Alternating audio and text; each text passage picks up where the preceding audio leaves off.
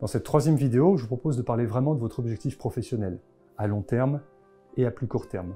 Pour ça, nous allons devoir nous appuyer sur votre parcours, le passé, et sur l'alignement, le présent, vous, aujourd'hui, ce que nous avons vu dans les deux précédentes vidéos. Et je vous proposerai de voir plusieurs choses. La première, c'est une projection à 5-6 ans. Et en revenant en arrière, quelles sont les étapes intermédiaires qu'il vous faut franchir pour arriver à votre projet professionnel de court terme. C'est le premier point. Le deuxième point, c'est finalement d'aller valider ce projet ou ces projets qui sortent auprès de vrais professionnels qui puissent vous faire un retour d'information. Et sur la base de ce retour d'information, enfin, vous pourrez effectuer la synthèse d'un projet, le projet optimum, celui qui vous correspond le mieux, avec toutes ces caractéristiques que nous aurons vues dans les 3 vidéos. La projection que je vous propose s'appuie sur le travail que vous avez fait en amont concernant votre parcours, vos compétences, votre personnalité et vos motivations. Sur cette base, je vous propose maintenant d'écrire noir sur blanc la description d'un job idéal auquel vous aimeriez postuler dans 5 ans. J'insiste sur cette durée pour que vous évitiez de vous mettre trop de freins. 5 ans. Puis, une fois écrite cette projection, posez-vous la question suivante. Qu'est-ce que je dois faire juste avant pour y arriver? C'est-à-dire, quelle est l'étape précédente que je dois franchir pour arriver in fine au projet à 5 ans? Essayez de vous placer dans cette étape, d'y rester et de ressentir ce qui s'y passe. Quel est le job? Dans quel lieu? Avec qui? Avec quel niveau de stress? Quels sont les moyens dont vous disposez? Etc. etc. Plus vous arriverez à visualiser cette étape précédente, plus vous consoliderez le chemin pour arriver à votre objectif de long terme. Une fois cette étape juste avant identifiée, reculez encore et recommencez l'exercice une deuxième fois sur l'étape qui précède, celle que vous venez de quitter. Avec les mêmes questions, la même visualisation, le même ressenti. Essayez d'approfondir. Puis une troisième fois si nécessaire, jusqu'à arriver à finalement la prochaine étape à court terme, celle que vous devez viser aujourd'hui.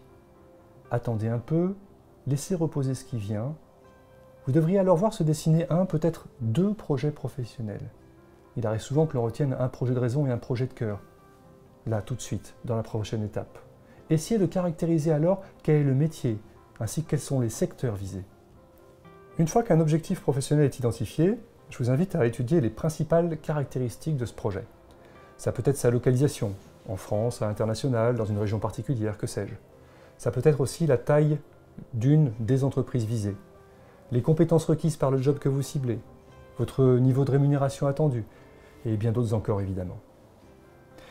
Une fois ce travail de caractérisation effectué, prenez rendez-vous avec 3-4 personnes qui travaillent dans le domaine que vous visez. Pour chacun de ces entretiens, vous pourrez suivre le processus suivant qui s'appuie sur les techniques de la démarche réseau que vous pourrez voir dans les techniques qui suivent. Tout d'abord, demandez à ces personnes des conseils, ce qui va vous permettre de valider ou alors de modifier les hypothèses que vous aviez définies pour votre projet, des conseils. Puis à la fin de l'entretien, et c'est peut-être le plus important, demandez-leur d'autres contacts pour que vous puissiez continuer à investiguer. Vous commencerez d'ailleurs ainsi à démultiplier votre réseau, ce que je détaillerai dans les vidéos techniques qui suivent. Ainsi, en fonction des retours obtenus lors de ces entretiens, il est probable que vous deviez revoir certaines caractéristiques, voire même remettre en cause votre projet. C'est normal, ne vous inquiétez pas.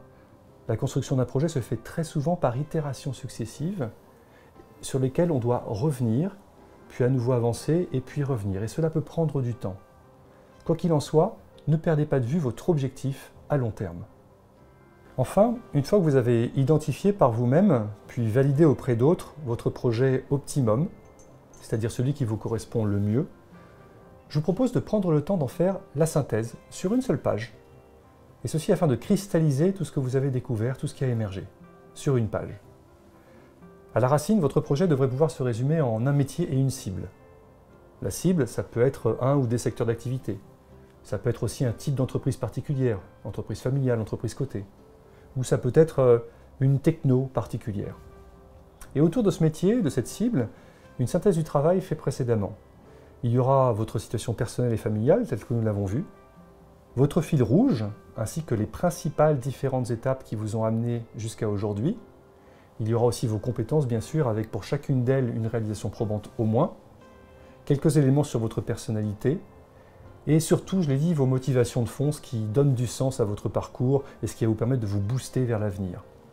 Et enfin, ce que nous venons de voir, c'est-à-dire les caractéristiques du projet professionnel celles que vous aurez validées lors des différents entretiens réseau que vous aurez passés avec des professionnels du secteur. En conclusion de ces 3 vidéos sur le projet professionnel, vous constaterez que pour faire émerger votre projet, il est nécessaire d'y mettre beaucoup d'énergie, mais aussi beaucoup de temps de repos, de décantation. De l'énergie, du repos, de l'énergie, du repos. Et en faisant ces 2 axes, à ce moment-là, vous verrez émerger un projet. En fait, le processus est plutôt très itératif, c'est une logique beaucoup plus circulaire que linéaire. Vous avancez, vous remettez en cause vos hypothèses et vous modifiez votre projet, etc. Et enfin, si malheureusement ça devait bloquer, à ce moment-là, il faudrait que vous preniez vraiment l'aide d'un professionnel pour vous aider à faire émerger ce projet. Un professionnel qui vous remette un petit peu en effet miroir là où vous en êtes. Et cet effet miroir devrait pouvoir vous faire changer de plateau homéostatique, comme on dit en langage systémique, et donc de passer vraiment au projet pour lequel vous êtes fait. En bref, pour déterminer votre projet, de quoi s'agit-il? Il s'agit de vous appuyer sur vos forces, je pense qu'on l'a vu dans les différentes vidéos, vraiment ce qui vous consolide, mais aussi accepter de voir vos vulnérabilités. Si vous vous appuyez sur vos forces, si vous acceptez de voir vos vulnérabilités, alors vous allez découvrir au fond ce qui vous motive, cette petite flamme intérieure, comme j'aime le dire, qui certainement vous anime, qui anime chacun d'entre nous, qui nous est très particulière. Force, faiblesse et petite flamme à l'intérieur, ce qui va donner du sens, qui va vous porter pour la suite de votre parcours. Alors comment on y arrive à tout ça? Évidemment, vous avez vu la méthode, peut-être un peu scolaire, et j'en suis désolé de ces 3 vidéos. Mais globalement, c'est vraiment de la méthode et beaucoup de bienveillance. Bienveillance vis-à-vis de vous-même, évidemment vis-à-vis des autres, mais vis-à-vis de vous-même aussi. Et comme ça, vous y arrivez. Et ce que je vous proposais, c'est qu'une fois que vous avez ce projet, d'aller voir les quelques vidéos techniques pour activer la recherche d'emploi et pouvoir vous projeter avec les bons outils et enfin trouver le job que vous venez d'identifier. Bonne chance!